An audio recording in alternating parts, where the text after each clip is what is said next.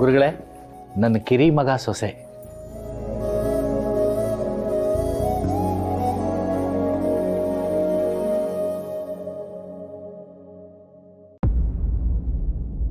ಪ್ರೇಮದ ನಂಟಿನಲ್ಲಿ ಜಂಟಿಯಾದ ಜೋಡಿ ಹಕ್ಕಿ,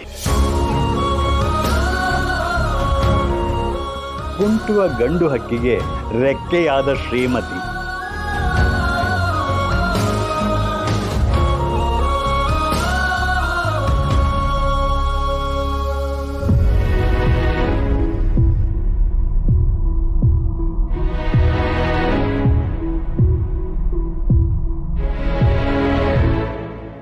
ಕೈ ಹಿಡಿದ ಹೆಣ್ಣೆ ಬಾಳಿನ ಹೊನ್ನು, ಇಡೋ ಹೆಜ್ಜೆ ಜಾಗೃತ.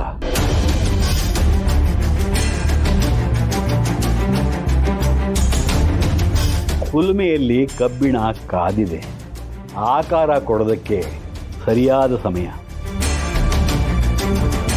ಕಾಲ ಸರಿದರೆ ವ್ಯರ್ಥ.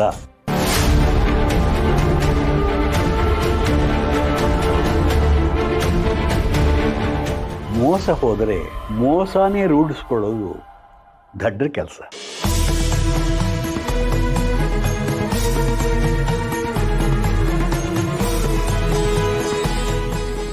ಆದ ಘಟನೆಯಿಂದ ಕಲ್ತಿರೋ ಪಾಠ ಮೈಗೂಡಿಸ್ಕೊಳ್ಳದೆ ಹೋದರೆ ಎಡವಿ ಬೀಳೋದು ಖಚಿತ. ಸ್ವಲ್ಪ ಕಾಯಬೇಕು.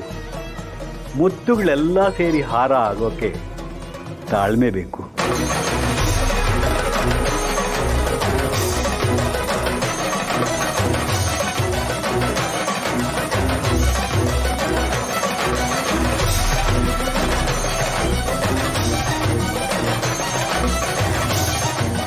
ಶುಭವಾಗಲಿ.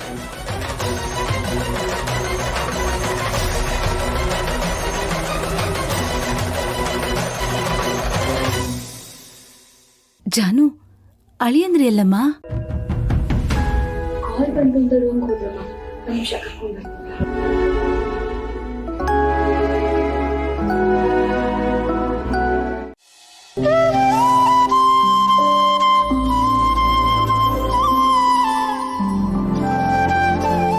ದೇವ್ರೆ, ಮನೆಯವ್ರ ಮುಂದೆ ಧ್ವನಿ ಎತ್ತೋಕ್ಕಾಗ್ದೆ ಅವ್ರ ಕೋಪದಿಂದ ಸಂಬಂಧಗಳನ್ನ ದೂರ ಮಾಡ್ಕೊಂಡಿದ್ರು, ಅದನ್ನ ಒಂದು ಮಾಡೋಕ್ಕಾಗ್ದೆ ಒದ್ದಾಡ್ತಾ ಇದ್ದೀನಿ.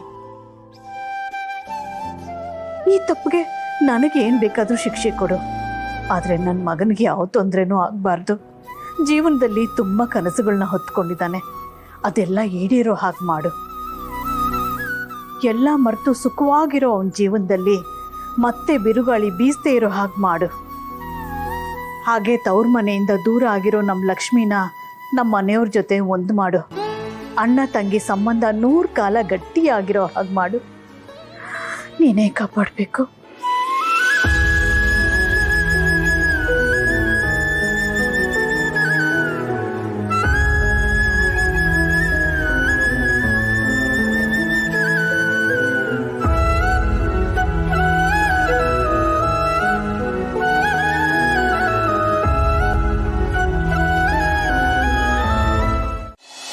ದೇಹಕ್ಕೆ ಉಸಿರೇ ಭಾರ ಅನ್ನೋ ಹಾಗೆ ಹೆಣ್ಣು ಹೆತ್ತವರಿಗೆ ಮಗಳಿಗೆ ಮದುವೆ ಆಗ್ಲಿಲ್ವಲ್ಲ ಅನ್ನೋ ಚಿಂತೆ.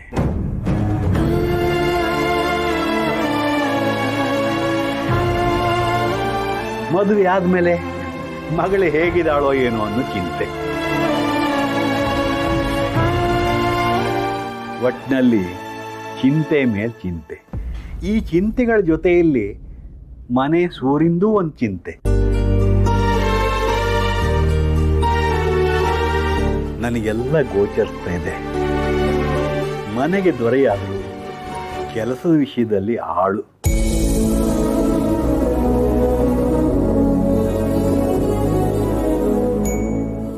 ಆಳಾಗಿ ದುಡಿದರೂ ಅರಸನಾಗಿ ಬದುಕಬೇಕು ಅನ್ನೋ ಧೋರಣೆ.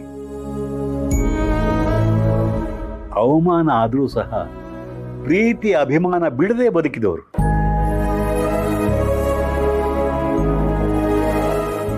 ಮನೆಯಿಂದ ಆಚೆ ಕಳಿಸಿದವರಿಗೆ ಗೃಹ ಪ್ರವೇಶಕ್ಕೆ ಆಹ್ವಾನ ನೀಡಬೇಕು ಅಂತ ಕನಸು ಕಾಣ್ತಿರೋರು.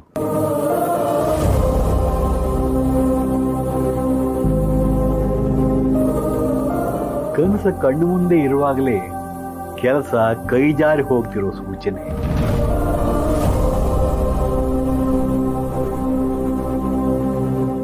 ಆ ಸೂಚನೆನೇ ಮುಂದಿನ ಶುಭ ಸೂಚನೆ ಅಂತ ತಿಳ್ಕೊಳ್ಳಿ.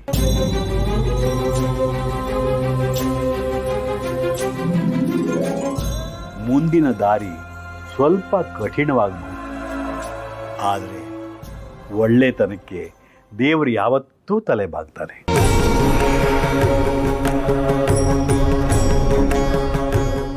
ಆ ದೇವರೇ ನಿಮ್ಮ ಆಸೆ ನೆರವೇರಿಸ್ತಾನೆ.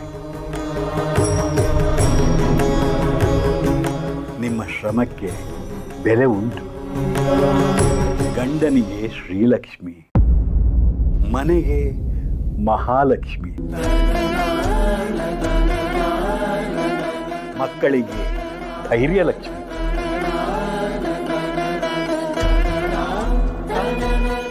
ಮನಸ್ಸಿನಲ್ಲಿ ಎಷ್ಟೇ ತಳಮಳ ಇದ್ರೂ ಮುಖದ ಮೇಲೆ ಬಾಳದೇ ಇರು ನಗು.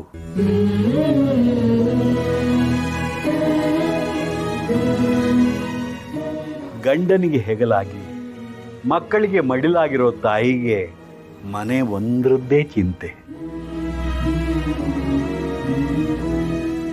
ಬಿಸಿಲು ಬಿದ್ದ ತಕ್ಷಣ ಮಂಜು ಕರಗೋ ಹಾಗೆ ಒಂದಲ್ಲ ಒಂದು ದಿವಸ ನಿಮ್ಮ ಕಷ್ಟ ಎಲ್ಲ ಕರಗಿ ಹೋಗುತ್ತೆ.